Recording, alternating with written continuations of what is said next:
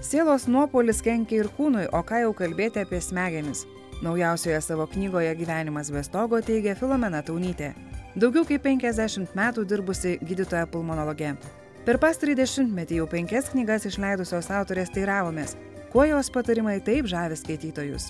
Man atrodo dėl to, kad aš nuoširdžiai, aš stengiuosi visiškai rašyti taip, kaip aš galvoju, ką aš žinau. Ir jeigu yra koks nors medicininis patarimas, pavyzdžiui, pirmoji knygoje užrašytas labai nedrąsiai, tai aš jo asmeniškai dar nebuvau, taip pilnai patikrinus. Kada aš žinau, kad šitas patarimas iš kur nors paimtas, jis iš tiesų gerai veikia, aš jau tada esu drąsi ir kitoj knygoj jau aš rašau kažkaip tai plačiau, daugiau, kad pavyzdžiui šitas patarimas ar tai prie kokio nors kosulio ar prie slogos, prieš alergijos, jisai kaip taisyklė veikia gerai.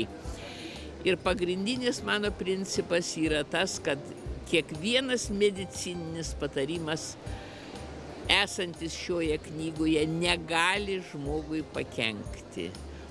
Dėl to, kad, pavyzdžiui, rekomenduoti kokius tai vaistus, aš manau, kad neturi nei televizija, nei radijas. Tai gali padaryti tik asmeniškai gydytojas susipažinęs su ligoniu. O tai, kokie mediciniai patarimai yra mano knygoje, tai jie negali pakenkti niekam. Ko gydytoja norėtų palinkėti savo skaitytojams? Norėčiau palinkėti tos pačios abipusės meilės, kurią aš jaučiu jiems ir kurią jaučia jie man. Ačiū labai savo brangiems ir mėliems skaitytojams.